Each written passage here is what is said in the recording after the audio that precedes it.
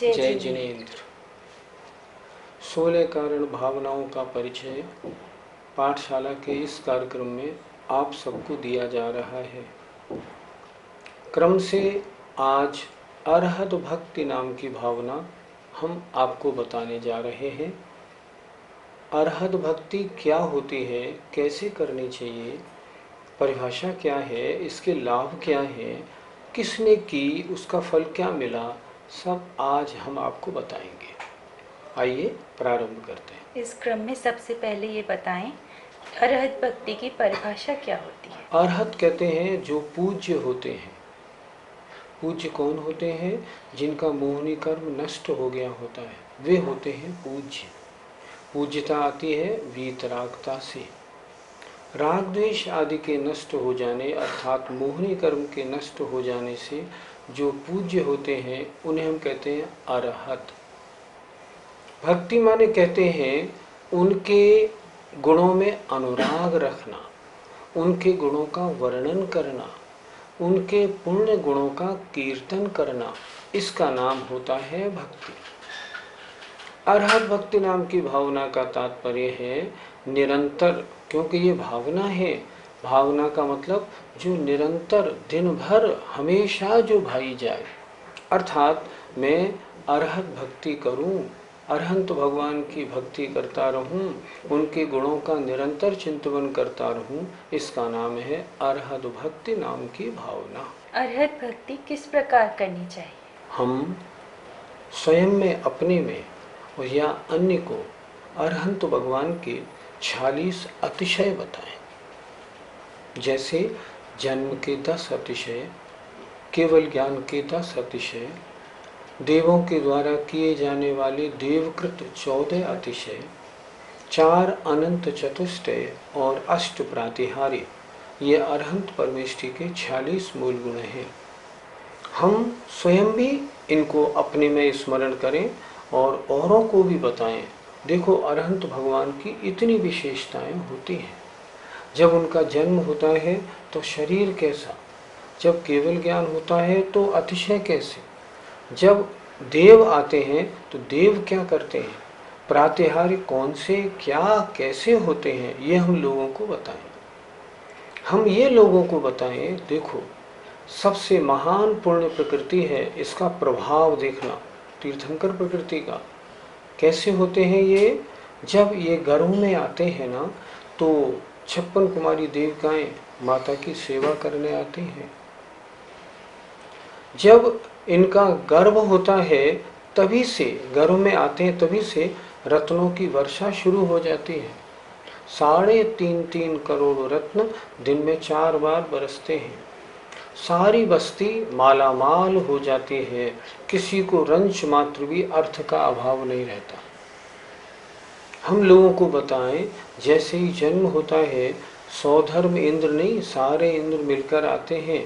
सौधर्म इंद्र ऐरावत हाथी पर आता है, इंद्राणी को भेज के, और बालक जो तीर्थंकर बालक होते हैं ना, उनको गोद में ले जाता है और सुमेर पर्वत के ऊपर पांडुक शिला पर 1008 कलशों से अभिषेक करता है।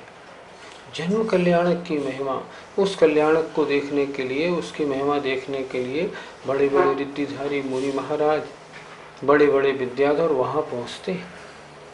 जब भगवान का बचपन होता है उस समय वो औरों के साथ नहीं, देवों के साथ खेलते हैं।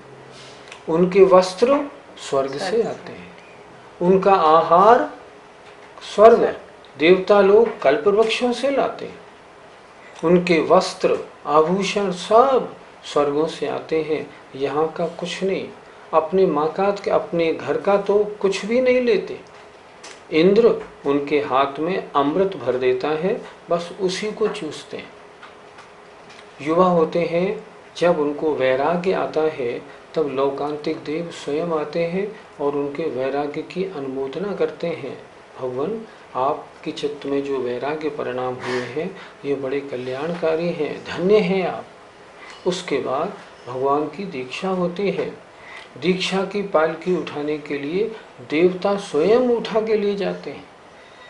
वहाँ जाके पंचमुष्टि केशलोच भगवान सारा परिग्रह छोड़ के और जिन मुद्रा धारण करते हैं, पूरे असंख्यात देव देवियां उत्सव मनाते हैं।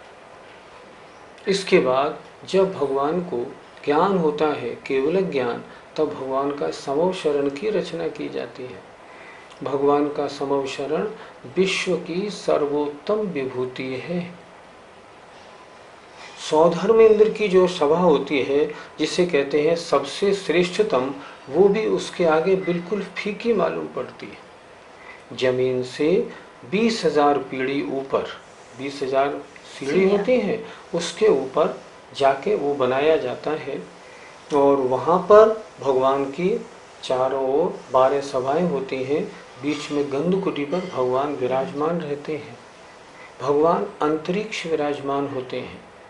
हमें लोगों को बताना चाहिए, अपने अनुभव में लाना चाहिए।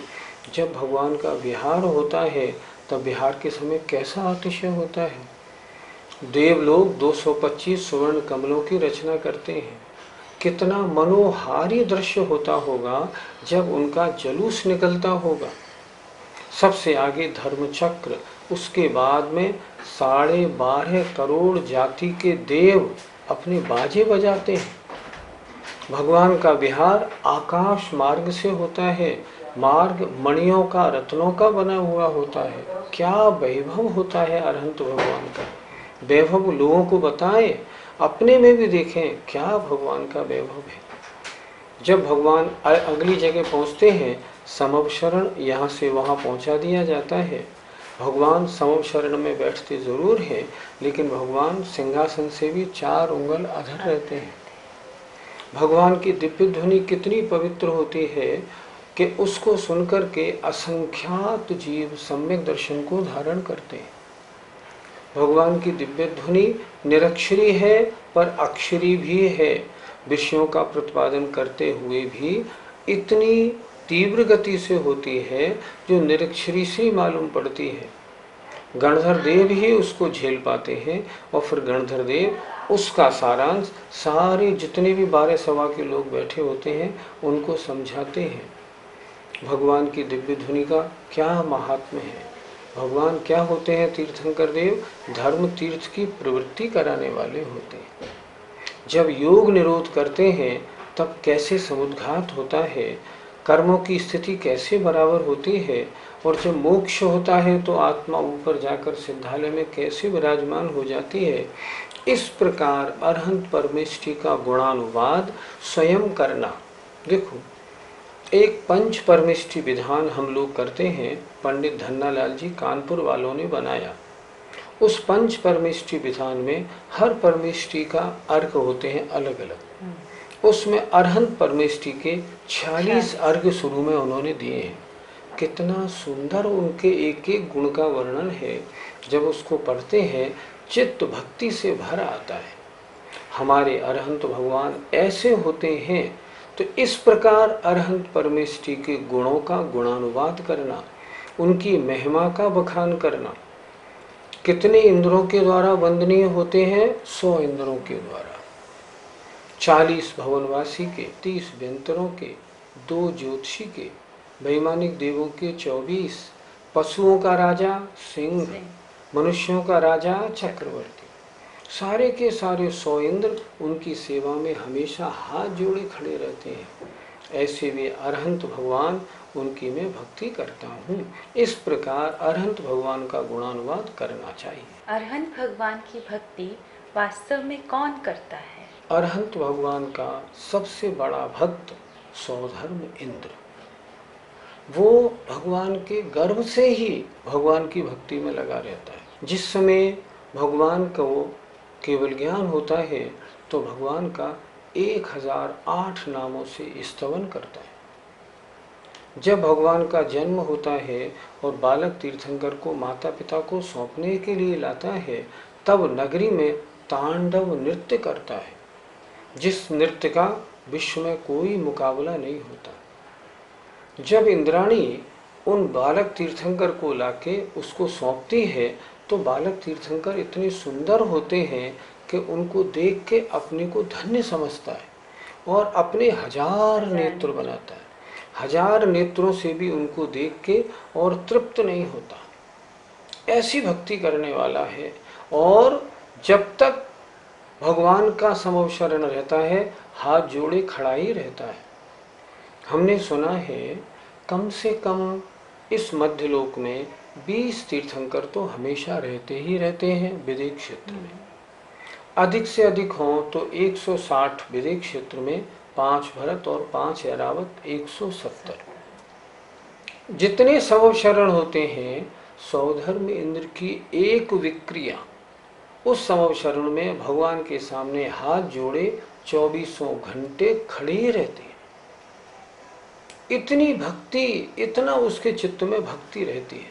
तो सबसे बड़ा भक्त कौन? सौधर्मेंद्र। और देखो भक्ति किसने की? भक्ति की आचार्य समंत भद्र महाराज ने। उन्होंने स्वयंभू स्तोत्र रचा। उसका नतीजा क्या हुआ कि भगवान चंद्र प्रभु की प्रतिमा प्रकट हुई, सारा संकट समाप्त हो गया। भक्ति करने वाले कौन? आचार्य मानतुंग। उन्होंने क्या किया? भक्तामर स्तोत्र की रचना की। और उस भक्तामर स्तोत्र की रचना से जब उन्होंने बोला ना, आपाद कंठ मूर श्रृंखल वेष्टितांगा, जब ये 46वां काव्य बोला, उनके सारे बंधन टूट गए और महाराज चल के बाहर आ गए। इन्होंने भक्ति की। भक्ति किसने की? वादिराज महाराज ने। क्या किया? एक ही भाव स्तोत्र बनाया। उसका फल क्या मिला? पूरे शहर में बदनामी होने वाली थी कि मुनि महाराज तो इनके कोड़ी हैं, लेकिन एक ही भाव स्तोत्र बनाने से क्या हुआ कि वो जो सारा कोड़ था वो समाप्त हो गया। ये है भक्ति का प्रताप। देखो आप, सेठ धनंजय ने, उनके सामने सेठानी ने लड़के को लाके पटक दिया और उनसे कहा, तुम पूजा में लगे हो, लड़का मर रहा है, इसको तो देख नहीं रहे, तुम्हारी पूजा से क्या होगा। और उस समय सेठ जी ने, सेठ धनंजय ने विषापहार स्तोत्र बनाया। भक्ति का फल क्या हुआ? भक्ति का फल ये हुआ, उस बच्चे का सारा जहर उतर गया और बच्चा एकदम जय जयकार करता हुआ खड़ा हो गया। भक्ति वास्तव में अगर दिल से की जाए ना, तो सम्यक दृष्टि हो तो तुरंत उसका प्रभाव दिखाई पड़ता है। वृंदावन दास जी ने जो दुख हरण बिनती बनाई, उसका भी यही प्रसंग है।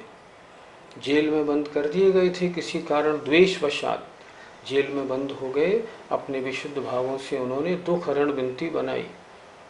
जेल का सुपरिंटेंडेंट, जिसने उनको जबरन बंद कराया था, ये देखने आया था, अच्छा देखता हूँ अब इनको इसका फल मिल गया होगा। जब उनकी बैरक में आया तो उन्होंने देखा वो तो बड़े आराम से कुछ कविता बनाने में लगे हुए हैं।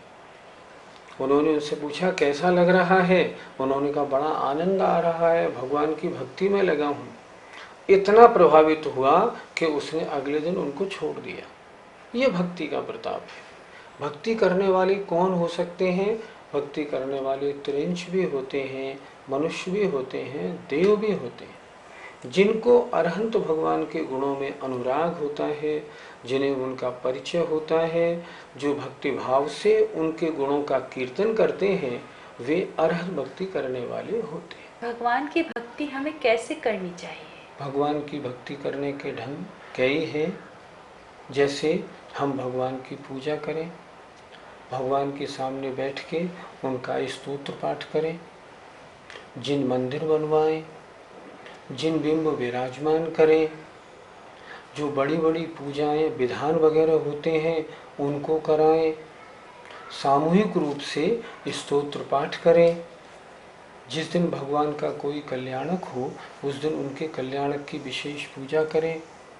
अगर भगवान का निर्वाण का दिन हो तो विशेष अच्छी तरह से अपने नारियल फल या लाडू आदि चढ़ाकर उनका निर्वाण कल्याणक मनाएं।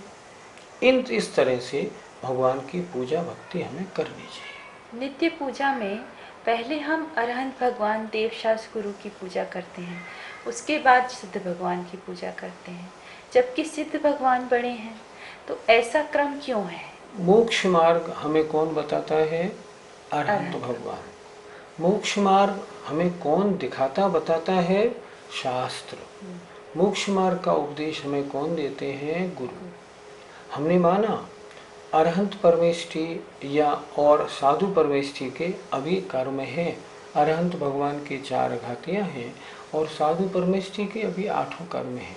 हमने माना और सिद्ध भगवान की आत्मा परम शुद्ध अवस्था को प्राप्त हो गई है। वास्तव में पद बड़ा सिद्धों का है, लेकिन हमारे आत्म कल्याण में सबसे ज्यादा सहायक कौन है? देव शास्त्र गुरु। इसलिए हम नित्य जब पूजा करते हैं सबसे पहले देव शास्त्र गुरु की पूजा करते हैं। क्यों? ये हमें हमारे कल्याण का मार्ग बताते हैं। आज के इस अरहत भक्ति भावना के कार्यक्रम से हमारे दर्शकों को क्या शिक्षा लेनी चाहिए? हमारे दर्शकों में बहुत से दर्शक तो ऐसे होंगे जो भगवान के दर्शन भी नित्य नहीं करते होंगे। बहुत से ऐसे होंगे जो भगवान की आज्ञा है रात्रि भोजन न करो, पानी छान कर पियो, कम से कम 3 सिद्धांत तो मानो। बहुत से दर्शक ऐसे भी होंगे जो रात्रि भोजन करते होंगे और पानी भी छना नहीं पीते होंगे। अगर ऐसा है, उन सबको थोड़े बदलने की कोशिश करनी चाहिए। भगवान की भक्ति संसार से पार उतारने में एकमात्र कारण है। पूजा में लिखा है, यह भव समुद्र अपार, तारण के निमित्त सुविदिठई, अति दृढ़ परम पावन, यथारथ भक्तिवर नौका सही। ये भक्ति रूपी नौका ही संसार समुद्र से पार करने में कारण है। तो मैं अपने दर्शकों से कहना चाहूँगा, दर्शन नहीं करते हैं, प्रातःकाल दर्शन करें और दर्शन करने के बाद पूजा करना शुरू करें। जो पूजा करते हैं वो पूजा करने में छुट्टी वाले दिन थोड़ा ज़्यादा समय लगाएं, भगवान की विशेष भक्ति करें। जो भगवान की पूजा आदि है उनका अर्थ समझें ताकि भगवान की भक्ति में और मन लगे। सारी पूजाएं अगर अर्थ सहित आप सीख लेंगे तब आपकी भक्ति पूजा करते में निश्चित रूप से उमड़ेगी, और जब उमड़ेगी तभी ये भक्ति, ऐसी भक्ति ही तीर्थंकर जैसी महान पूर्ण प्रकृति के बंधु में कारण होती है। ऐसी भावना हमें भी आनी चाहिए। हमें भी चाहिए हम अपने जीवन में थोड़ा बदलाव करें, जो कमी है उसको दूर करें, भगवान की भक्ति में अपने जीवन को समर्पित कर दें, ताकि क्रम क्रम से हमें भी मोक्ष मार्ग और मोक्ष की प्राप्ति हो।